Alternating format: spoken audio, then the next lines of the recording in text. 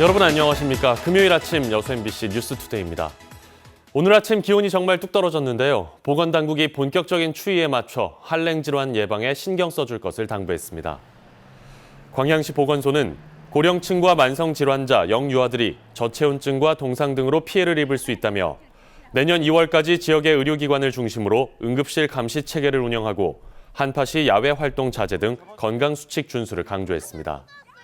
질병관리본부에 따르면 지난해 12월부터 석 달 동안 전국적으로 400여 명의 한랭 질환자가 발생해 10명이 숨졌습니다. 농업 위주로 추진되고 있는 공익형 직불제의 범위가 확대돼야 한다는 주장이 제기됐습니다.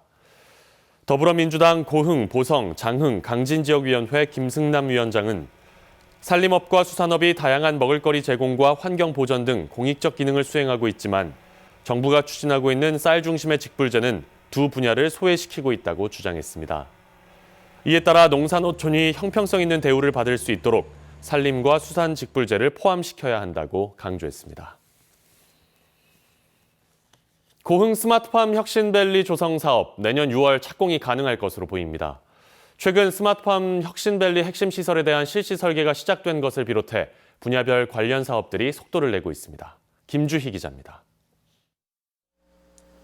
전남 고흥군 도덕면 공만 간척지입니다. 이 일대 33.3헥타르 면적에 내년 6월쯤 스마트팜 혁신밸리 조성공사가 본격적으로 시작됩니다. 스마트팜 혁신밸리에는 청년 창업 보육센터, 기술혁신단지 등 핵심 시설이 들어서게 됩니다. 이를 위해 세부 실시 설계 용역도 시작됐습니다. 핵심 시설이라 하면은 이제 전체 그 온실을 운영하는 센터가 있어요. 혁신 지원 센터라고 그러는데 그 지원 센터하고 이제 온실을 짓는 거죠. 온실 짓는 거라고 분리돼서 이제 지금 설계를 하고 있습니다. 전남도는 그동안 스마트팜 혁신밸리 사업의 신속한 추진을 위해 지난 8월 사업부지를 스마트 농업부지로 지정고시한 데 이어 지난 9월 사업부지 소유권 이전도 마쳤습니다. 또 혁신밸리의 효율적 운영을 위한 재단법인 설립을 위해 연구 용역도 수행 중입니다. 공군은 상승 효과를 극대화하기 위해 청년 농촌 보금자리 조성, 스마트 산지 유통센터, 주민 참여형 단지 조성을 추진하고 있습니다. 추가적으로 이제 다른 사업들은 이 사업을 계속 추진하는 과정에서 발굴을 해서 우리 국민에게 도움이 될 수 있는 사업들을 계속 모색을 하겠습니다. 도의회도 혁신밸리 사업의 연착륙을 위해 관련 분야 예산의 증액 필요성을 제기했습니다. 스마트팜 농업 확산에 따른 체계적인 빅데이터 구축의 필요성도 주장하고 있습니다. 농업도 ICT라든가 IoT를 통해서 결국은 그게 데이터를 모아서 그 입력을 해서 이렇게 길러내는 것들이거든요. 네. 그런 어떤 데이터들을 조사원들을 통해서 지금까지는 다 이렇게 수집을 하고 그랬거든요. 그럴 필요 없이 이제는 앞으로는 ICT를 통해서 이렇게 데이터를 그대로 이렇게 연동해서 서버에 저장만 돼 있으면 기록이 계속 연 단위로 누적이 되잖아요. 미래 농업 전남의 새로운 랜드마크가 될 것으로 기대를 모으고 있는 스마트팜 혁신밸리. 오는 2022년 정상 운영을 위해 분야별 관련 사업의 추진도 속도를 내고 있습니다. MBC 뉴스 김주희입니다.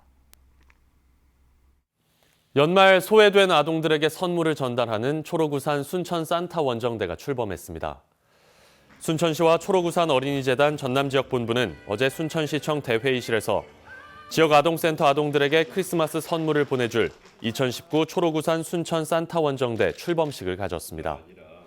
아이들을 위한 선물은 지역기업 7곳이 후원한 1,100여만 원의 모금액으로 마련됐습니다. 연말을 맞아 어려운 이웃들을 위한 김장 나눔 행사도 이어지고 있습니다. 여수광양 항만공사와 자회사 임직원들은 어제 1,004포기의 김장김치를 담가 지역 소외계층에 전달하고 기부 물품을 판매해 얻은 수익금 전액을 불이웃 돕기 성금으로 기탁하기로 했습니다. GS칼텍스도 어제 임직원과 자원봉사자들이 참여한 가운데 김장 나눔 대축제를 열어 김장김치 4,100여 포기를 여수 지역 사회복지시설 등에 전달했습니다. 서민의 주거 안정이라는 취지로 지역에 임대 아파트가 많이 건설됐지만 분양 전환가가 너무 높다는 지적이 계속돼 왔습니다. 이번에는 중림부영 2차 아파트 주민들이 분양 가격이 너무 높다며 대책 마련을 요구하고 나섰습니다. 강서영 기자의 보도입니다. 중림부영 2차 아파트 주민들이 여수시청 앞에서 집회를 열었습니다. 임대 아파트의 분양 전환 가격이 너무 높다며 분양가 인하를 요구하고 나섰습니다. 복리분양 웬 말이냐? 웬 말이야? 웬 말이야? 서민주가 박살난다. 해당 임대 아파트입니다. 10년 동안 월세와 보증금을 내고 거주한 뒤 분양받기로 예정돼 있었지만 입주한 지 5년 만에 조기 분양이 추진되고 있습니다. 조금 일찍 내 집을 마련한다는 기쁨도 잠시. 부영 측이 제시한 높은 분양가에 주민들의 기대는 곧 분노로 바뀌었습니다. 서민들이 2억이라는 돈을 마련하면 힘듭니다. 이자를 물고 그러는데 그런 서민들이 어떻게 마련하겠습니까? 부영이 제시한 분양가 중 최고액은 세대당 1억 9,500여만 원, 3.3제곱미터당 815만 원으로 최근 실거래 기준 907만 원을 보인 인근의 일반 분양 아파트 거래 가격과 큰 차이가 없습니다. 주민들은 정부 지원을 받아 지어진 부영 아파트가 분양 아파트와 비슷한 가격을 받는 것은 횡포라고 주장하고 있습니다. 현행 임대주택법상 임대 아파트를 짓는 건설사는 토지 매입 비용과 대출 금리를 할인받을 수 있습니다. 그럼에도 부영 측은 법의 테두리 내에서 결정한 가격이라며 현 분양가는 높은 가격이 아니라는 입장입니다. 주민들은 임대 아파트 건설사가 이익은 다 챙기면서 서민들을 위한 분양가 책정에는 인색한 것 아니냐고 주장합니다. 이거는 부영의 폭리고 폭거입니다. 서민의 집이 없는 사람을 나라에서 그걸 구제 목적으로 했는데 왜 부영이 모든 것을 갖다가 다 이득으로 다 가져가고. 여수 중림지구나 순천 등 부영 아파트 곳곳에서 해마다 제기되고 있는 하자와 안전민원. 이번에는 분양 전환 가격 논란을 통해 또다시 불신이 터져나오고 있습니다. MBC 뉴스 강서영입니다. 비인기 종목이라는 인식을 뛰어넘어 도약을 꿈꾸는 역도팀이 있습니다. 올림픽에 나가는 선수를 배출하고 지역 주민들과 함께하는 팀을 만드는 게 목표입니다. 박영훈 기자가 취재했습니다. 지난 10월 평양에서 열린 아시아 주니어 역도 선수권대회에 참가했던 올해 19살의 신비 선수. 응과 동 두 개의 메달에 만족하지 않고 하루 4시간 이상 동계 훈련을 통해 몸 만들기에 한창입니다. 인상과 용상 합계 325kg, 세계 최고 수준까지는 아직 40kg의 차이가 있지만 매년 5에서 10kg의 기록을 올려 올림픽에 도전해보는 게 꿈입니다. 다른 세계적인 선수들이랑 경쟁하면서도 제 실력을 한번 알아보고 싶어서 최대한 열심히 해서 메달까지 한번 따보고 싶어요. 지난 2015년 창단한 완도군청 실업 역도팀의 현재 선수는 모두 4명. 국가대표 출신인 감독 아래 올해만 각종 대회에서 20여 개의 메달을 거둬들이며 전국 27개 실업팀 안에서 신생 강팀으로 발돋움을 계속하고 있습니다. 농어촌 지역 중고등학교 팀과 연계해 좋은 선수를 키워내는데도 힘을 보태고 있습니다. 이바이들 부담스럽게 생각하시니까 저희가 상당히 선수하는데 어려움이 상당히 많아요. 그래서 저는 그런 좀 활성화를 하기 위해서 올해 역도 전문 훈련장을 신축한 완도군은 동계훈련 유치에 본격 나서는 한편 선수단과 지역 주민들이 함께하는 팀으로 만들어 가겠다고 밝혔습니다. MBC 뉴스 박영훈입니다. 국산 파프리카가 다양한 수출 시장을 노리고 있습니다. 중국 수출은 빠르면 내년쯤 현실화할 것으로 기대됩니다. 양현승 기자의 보도입니다.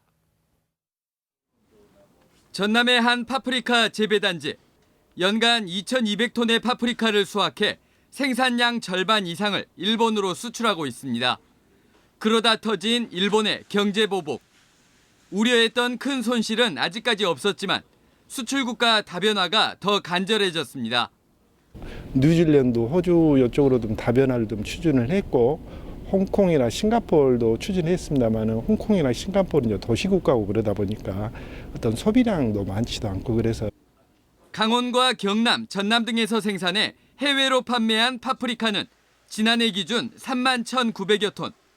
국내에서 생산돼 해외로 수출되는 파프리카의 99.5%가 일본으로 향하고 있습니다.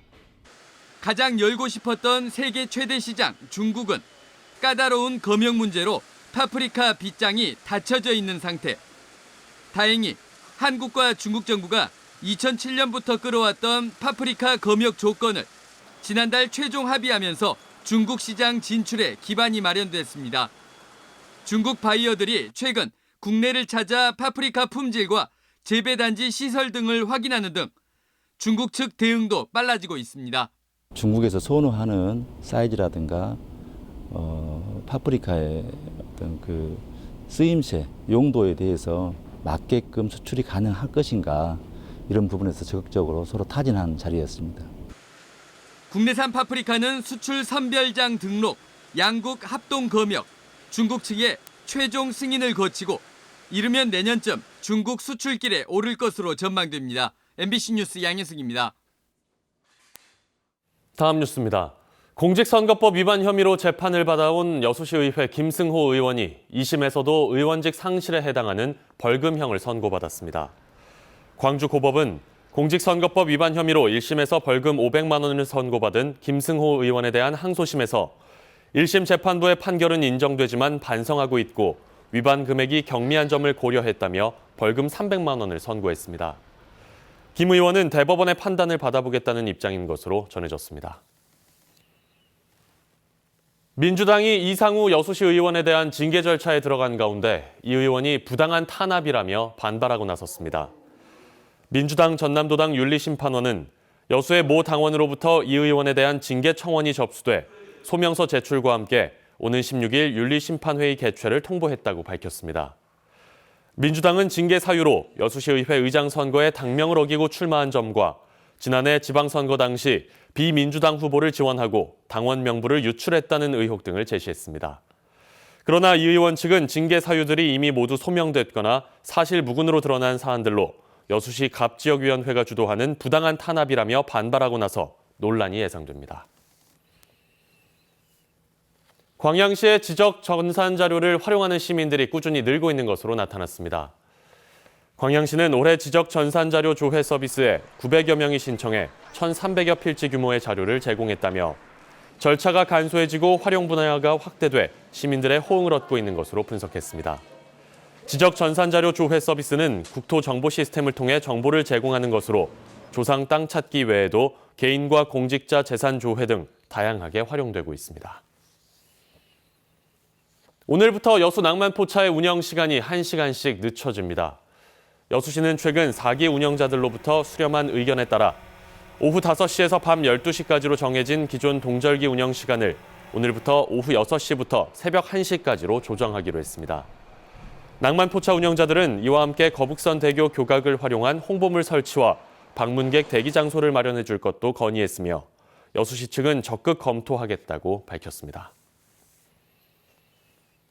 정부의 대입 정시 확대 방침에 따라 농어촌 교육이 황폐화될 가능성이 제기되는 가운데 교육당국이 대책 마련에 나섰습니다.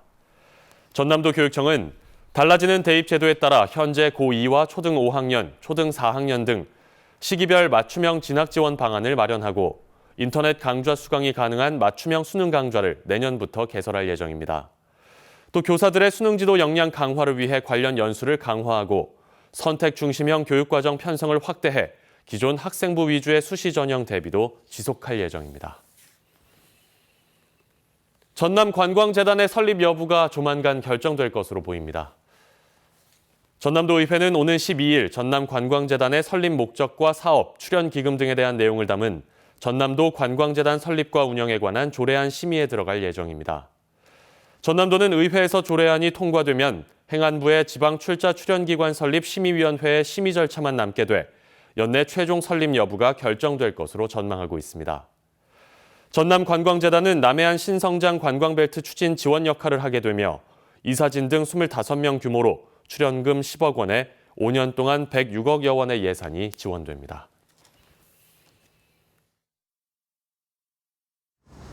네, 오늘 아침 전국 대부분이 올겨울 들어 가장 낮은 기온을 기록할 정도로 강추위의 기세가 정말 대단합니다. 저 잠깐 밖에 나와 서 있었는데도 볼이 얼얼하고 또 칼바람이 옷깃을 마구 파고드는 것 같습니다. 서울은 현재 영하 10.2도까지 떨어지면서 어제 아침보다 크게 추운 건 물론이고요. 추위가 가장 심하다는 1월 중하순의 예년 기온보다도 더 낮습니다. 한파주의보는 영서 남부와 충북, 경북 지방까지 확대됐습니다. 강원 산간 지역은 일제히 영하 15도 이하, 보라색으로 보이는 중부 내륙을 중심으로는 영하 10도 밑으로 떨어졌습니다. 지금 철원 김화가 영하 18.9도까지 떨어지면서 전국에서 가장 낮은 기온을 보이고 있고요. 연천이 영하 16도, 제천 영하 13도, 서울도 영하 10.2도를 기록하면서 이번 추위가 절정에 달하고 있습니다. 그래도 낮부터는 서서히 바람이 서풍 계열로 바뀌면서 기온이 오르는 추세를 보이겠고요. 한파특보도 해제될 가능성이 있습니다. 오늘 하늘만큼은 온종일 쾌청하게 드러나겠습니다. 다만 수도권과 동쪽 곳곳은 갈수록 건조특보가 확대되고 있어서 화재 예방에 각별히 주의를 기울이셔야겠습니다. 절기 대설이자 주말인 내일은 새벽부터 낮 사이에 수도권과 영서, 충청 북부에 1cm 안팎의 눈이 오겠는데요. 양이 워낙 적어서 건조함을 달래주긴 힘들겠습니다. 현재 기온 보겠습니다. 대전이 영하 9.4도, 광주와 대구가 영하 4.7도로 어제보다 최고 10도 안팎까지 뚝 떨어져 있고요. 낮 기온은 서울 1도, 대구 5도로 대부분 영상권을 회복하겠습니다. 다가오는 일요일은 눈이나 비 소식 없이 온종일 맑겠고요. 다음 주는 이번 주보다는 겨울 추위가 조금 덜하겠습니다. 지금까지 광화문에서 날씨 전해드렸습니다.